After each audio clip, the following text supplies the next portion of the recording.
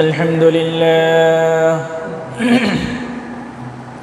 الحمد لله نحمده ونستعينه ونستغفره ونؤمن به ونتوكل عليه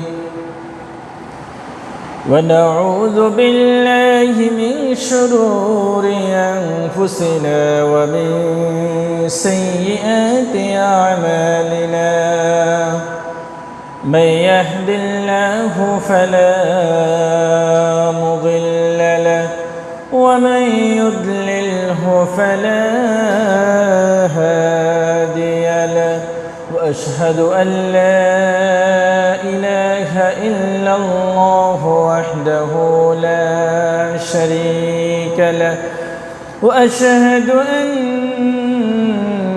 سيدنا ونبينا وشفيعنا وحبيبنا ومولانا محمدا عبد الله ورسوله أما بعد فقد قال الله تعالى في كلامه المجيد وفرقانه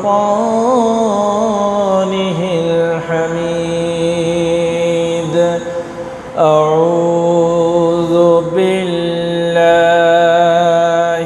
من الشيطان الرجيم بسم الله الرحمن الرحيم قل إن كنتم تحبون الله فاتبعوني يحببكم الله ويغفر لكم ذنوبكم والله غفور رحيم وقال تعالى في شأن حبيبه إن الله وملائكته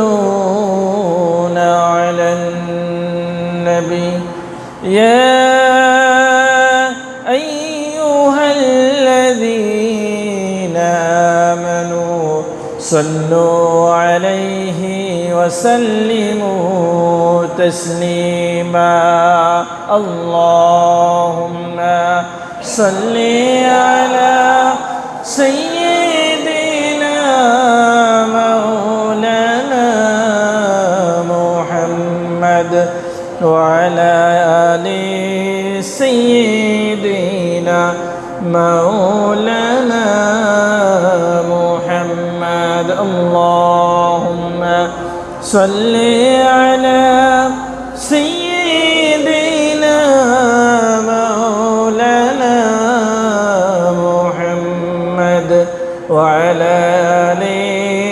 سيدنا مولانا محمد بلغ العلا بكماله كشف الدجى بزماله حسنت جميع خصاله صلوا عليه وآله সম্মানিত মুআজ্জাজ হাজরিন মুসল্লিয়ানে কেরাম মুরব্বিয়ানে আযম পর্দার আড়ালের মা ও বোনেরা আসসালামু আলাইকুম ওয়া রাহমাতুল্লাহ আল্লাহ সুবহানাহু ওয়া তাআলার দরবারে লাখো কোটি শুকরিয়া আদায় করছি যে রব্বুল আলামিন আমাদেরকে বৃষ্টি স্নাত পরিবেশকে উপেক্ষা করে আল্লাহ রব্বুল আলামিনের হুকুম পবিত্র জুমার নামাজ আদায় করার জন্য মসজিদে আসার এবং বসার তৌফিক দান করেছেন। এই জন্য আমরা শুকরিয়া আদায় করি আলহামদুলিল্লাহ।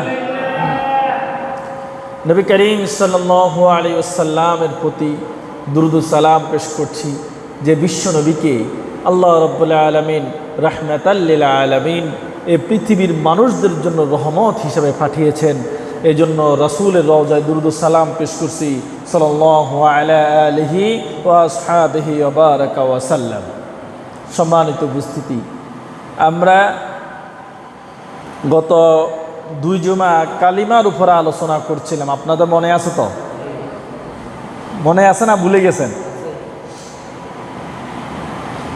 কালিমার প্রথম অংশ লা ইলাহা ইল্লাল্লাহ, এটা নিয়ে আমরা কথা বলেছিলাম।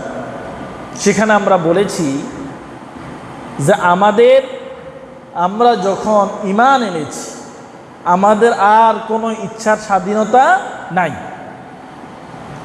আমাদের আর কোনো কি নেই? ইচ্ছার স্বাধীনতা নাই।